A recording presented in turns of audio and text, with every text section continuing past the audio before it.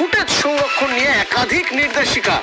কি সেই নির্দেশিকা জানবো, সোমরাজ প্রতিনিধি আমার সঙ্গে রয়েছেন। সোমরাজ, দেখো, ফেব্রুয়ারি মাসের শুরু থেকে মাধ্যমিক পরীক্ষা শুরু হতে চলেছে এবং সেই মাধ্যমিক পরীক্ষায় সিসিটিভি একাধিক গুরুত্বপূর্ণ নির্দেশ বিভিন্ন পরীক্ষা কেন্দ্রগুলিকে দেওয়া হয়েছে। এক্ষেত্রে ক্লোজ সার্কিট ক্যামেরার ফুটেজ সংরক্ষণ নিয়ে একাধিক নির্দেশিকা।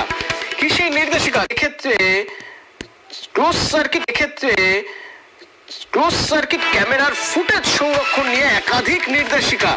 কি সেই নির্দেশিকা জানবো, সোমরাজ প্রতিনিধি আমার সঙ্গে রয়েছেন। সোমরাজ, দেখো, ফেব্রুয়ারি মাসের শুরু থেকে মাধ্যমিক পরীক্ষা শুরু হতে চলেছে এবং সেই মাধ্যমিক পরীক্ষায় সিসিটিভি একাধিক গুরুত্বপূর্ণ নির্দেশ বিভিন্ন পরীক্ষা কেন্দ্রগুলিকে দেওয়া হয়েছে।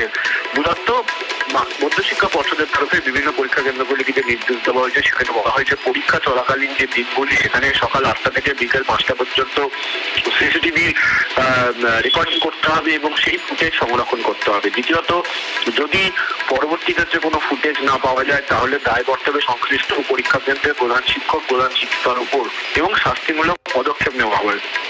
তৃতীয়ত, ইতিমধ্যেই পর্ষদ বলেছে যে প্রত্যেকটি স্কুলে সিসিটিভি লাগাতে হবে, কিন্তু পরীক্ষা চলাকালীন দিন যদি কোনো সিসিটিভি কাজ না হয় তার ব্যাকআপ রাখতে হবে।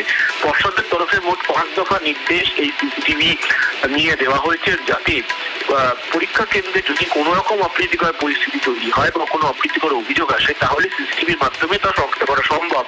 এবং সেক্ষেত্রে যদি সিসিটিভি ফুটেজের মাধ্যমে না পাওয়া যায় তাহলে স্কুলগুলোর ক্ষেত্রেও কিন্তু অন্যরকম পরিকল্পনা চিন্তা ভাবনা করবে পর্ষদ, তেমনটাই নির্দেশিকায় কার্যত উল্লেখ করেছে। অর্থাৎ সিসিটিভি ফুটেজ সংরক্ষণ করা যে বাধ্যতামূলক এবং পরীক্ষার ফল প্রকাশ না হওয়া পর্যন্ত সেই ফুটেজ সংরক্ষণ করতে হবে, এই মর্মে বিভিন্ন পরীক্ষা কেন্দ্রগুলিকে নির্দেশ দিল মধ্যশিক্ষা।